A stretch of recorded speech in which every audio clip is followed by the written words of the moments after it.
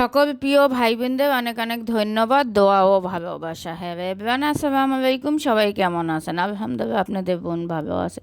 প্রতিদিনের মতন একটা রান্নার ভিডিও নিয়ে আসলাম। আর আজকে কী রান্না করব? টাটকিনি মাছ দিয়ে, বেগুন দিয়া, আলু দিয়া রান্না করব, ভাইজা নেব। আর এইটা ভাইজা রান্না করবে অনেক মজা লাগে। আর টাটকিনি মাছটা তো আমি অনেক পছন্দ করি। এই মাছটা খাইতে অনেক মজা লাগে।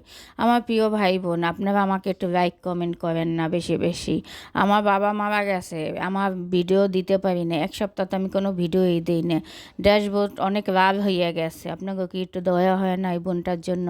মাঝে মাঝে মনে হয় কি ছাইবা দেই, অনেক কষ্ট করে ভিডিও বানাই কিন্তু সাকসেস হই না। এর থেকে মনে হয় আর কোনো দিন আশাই নাই।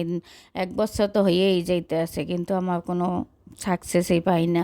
সবাই অনেক ভিডিওটা পুরা দেখে না। আমি যেমন মানুষের যা ভিডিওটাই দেখি পুরা দেখে লাইক কমেন্ট করি, কিন্তু আমার ভিডিওটা কিন্তু আপনারা দেখেন না।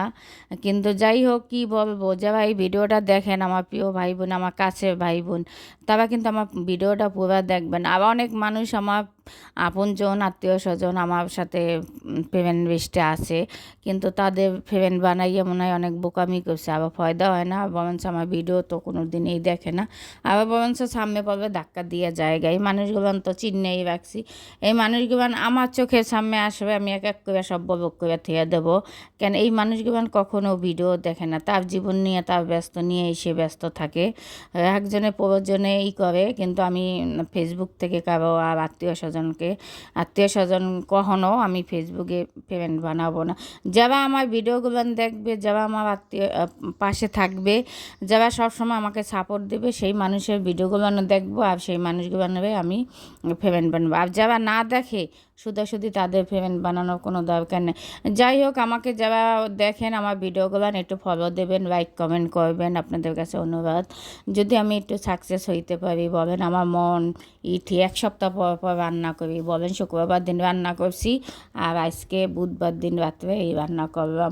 যাই হোক, এই ভিডিওটা বৃহস্পতিবার দিন এই পোস্ট করলাম, রাত্রে রান্না করলাম। আর এরকম আমার মানে আজকে 18 তারিখ হয়ে গেছে, কিন্তু আমার বাবা মারা গেছে। আমার মনটা এখনও ঠিক হয় না, এই জন্য ভিডিও খাওয়া দাওয়া আমাদের ওরকম হয় না, এই জন্য রান্নাও বেশি করি না। যাই হোক, আমি ভিডিও বানাবো 41 দিন হোক তারপরে। আর সবাই আমার জন্য দোয়া করবেন। আমার শরীরটা অনেক খারাপ থাকে, কেন জানি না। আল্লাহ জানি আমাকে সুস্থ সবল রাখে। আর আমিও সবার জন্য দোয়া করি, আমার প্রিয় ভাই বোন যে যেখানে আছে, এই পৃথিবীর সকল মানুষ জানি যে যেখানে থাকে সই আমাদের থাকে, ভালো থাকে। আর দেখেন, অনেক মজার তরকারি কিন্তু বোন রান্না করছে। এইভাবে রান্না করলে খাইতেই মন চায়, অনেক মজা হয়। আর এরকম ভাইজা চিকন বেগুনগুলো যদি মাছ দিয়ে রান্না করেন খুবই মজা হয়। যদি ইলিশ মাছ দিয়ে রান্না করেন তাও মজা হয়। আমি বেগুনের তরকারিটা যেভাবে রান্না করব আমি অনেক পছন্দ করি, এই জন্য আমার সব ভিডিওতে দেখবেন বেগুনের তরকারিটাই বেশি। আর এখন বেশি তরকারি রান্না করি না, তরকারি থাইকে যায়, একবার মানুষ খাই। যাই হোক, এইভাবে প্রতিদিন যেই রান্নাগুলো করি সেই রান্নাগুলোই আপনাদের সাথে শেয়ার করি।